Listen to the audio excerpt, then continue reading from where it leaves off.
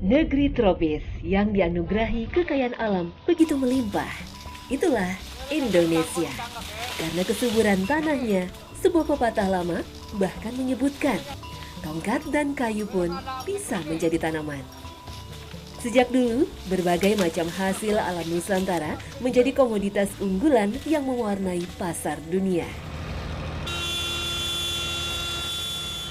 Salah satunya tebu yang sudah menjadi komoditas penting sejak berabad-abad lalu.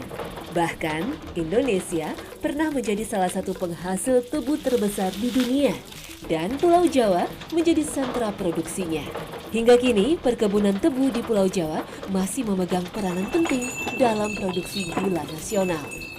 Walaupun gula Indonesia tak lagi mendunia.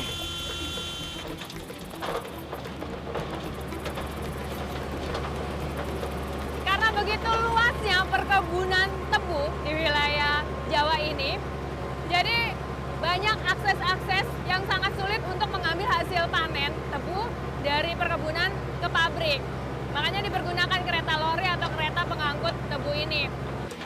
Di banyak perkebunan tebu yang ada di Jawa, hanya tinggal beberapa saja yang masih menggunakan angkutan lokomotif sebagai transportasi utamanya.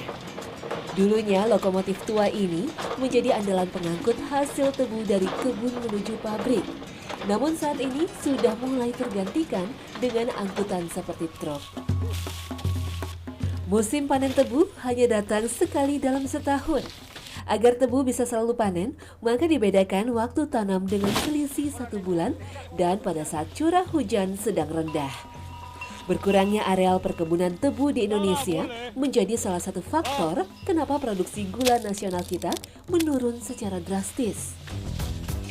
Selain itu, lamanya waktu jeda panen sebelum penggilingan pun bisa membuat berkurangnya rendemen pada tebu. Yang unik dari perjalanan saya di perkebunan tebu ini adalah jalur transportasinya yang cukup panjang sebelum nantinya diolah oleh pabrik. Whoop.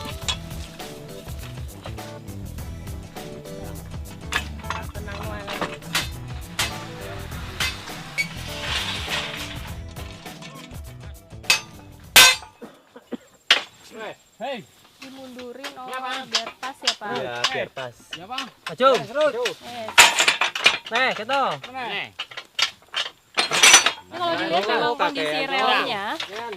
tidak layak ya, sebengkok-bengkok, udah gitu udah karatan.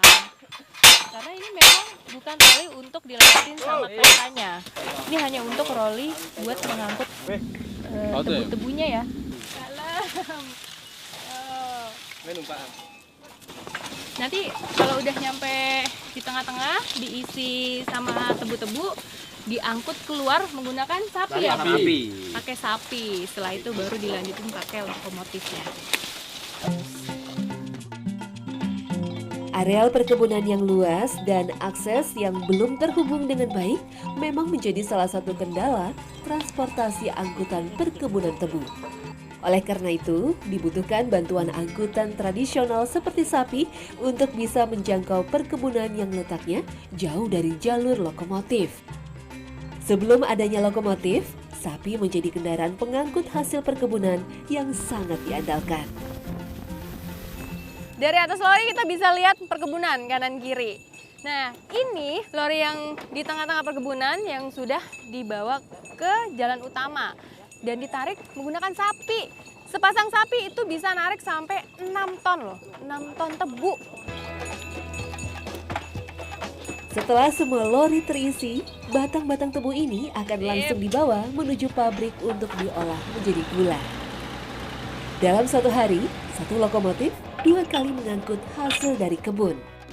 Menyusuri jalur moda transportasi angkutan tebu ini menggambarkan sebuah proses panjang pengolahan dari tebu menjadi gula.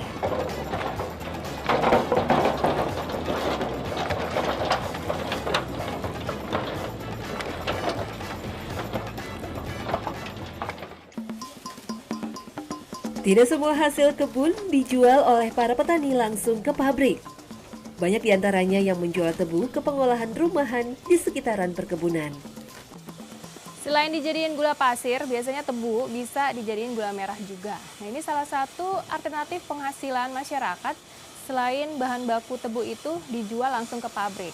Nah, caranya ini tebunya diperes ya Pak ya, diperes airnya, kemudian baru dibilangnya digodok ini untuk tahap pembersihan.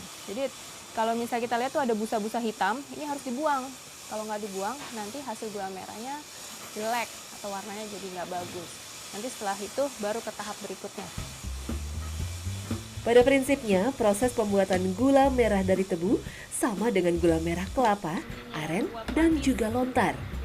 Setelah digiling, hasil niranya akan dimasak di wajan besar dan ditambahkan sedikit bubuk soda untuk mengangkat kotoran yang menempel. Penguapan dilakukan secara bertahap dengan memindahkan nira dari satu wajan ke wajan lainnya yang disusun secara berderet. Sampai niranya menjadi kental. Ini tahap paling terakhir nih sebelum pencetakan. Jadi ini sengaja memang harus diaduk biar jadi lebih kental ya Pak. Kental dan warnanya berubah. Tadi kan warna gulanya tuh sedikit coklat, kecoklat-coklatan. Nah, kalau diaduk seperti ini nih, lama-lama menjadi kuning cerah.